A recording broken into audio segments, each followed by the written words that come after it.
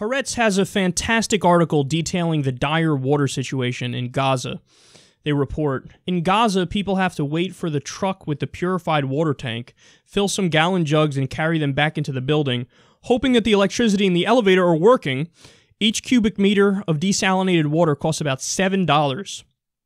Gaza's water is oily and leaves a salty film on one's skin. Clothes come out of the wash feeling stiff because the water is mixed with seawater, sewage, and pesticides. Some 95% of the tap water in Gaza is not potable, which means drinkable. 95% of the water is not drinkable. That's unbelievable. So they go on to explain that there's an effort to build giant desalination plants to make salt water drinkable. But Israel is holding up some of the raw materials needed to make that plant. And the whole point of making those plants in the first place is that they wanted to rely on Israel less. They didn't want to have to rely on Israel to get their water for understandable reasons. So they're like, okay, let's build these plants. But then Israel says, no, we're not going to allow all the raw materials in. So, sorry, not sorry. Well, then what the fuck do you want them to do? So there's one more possible solution. Israel can just send more water to Gaza. But they're not.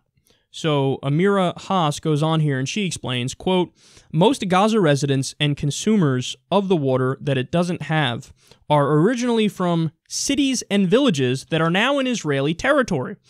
On a symbolic level, obtaining the right to Israeli-produced water is almost like getting recognition for the right of return. On the political level, there can and must be a sharp increase in the amount of water supplied by Israel to compensate for the water Israel stole and steals from the Palestinians. That would be an acknowledgement of our obligation to equally share the country's water resources between Arabs and Jews, a principle we aren't ready to accept. Damn.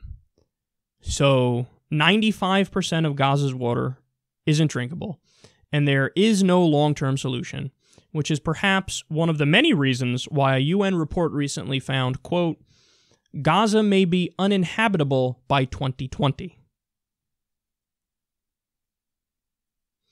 Here's the deal. Either Israel needs to allow them to build these giant desalination plants so they can have their own water and they can perhaps be secure in the future.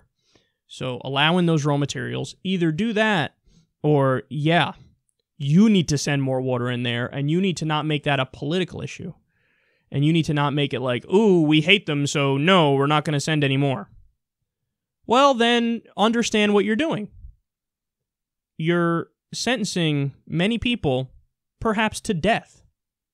If 95% of the water isn't drinkable, and they say that by 2020, Gaza could be uninhabitable, you're forcing people to live in an open-air prison, as many other commentators and pundits and writers have rightly pointed out. That's what it is. It's already an open-air prison. 95% of people, 95% of water is undrinkable, uninhabitable by 2020. The hospital was bombed in the last Gaza incursion. Schools were bombed. I mean, UN shelters. This is what we're talking about here. They bombed the only power plant in Gaza. So what do you want to call it? You guys have seen the ruins in Gaza.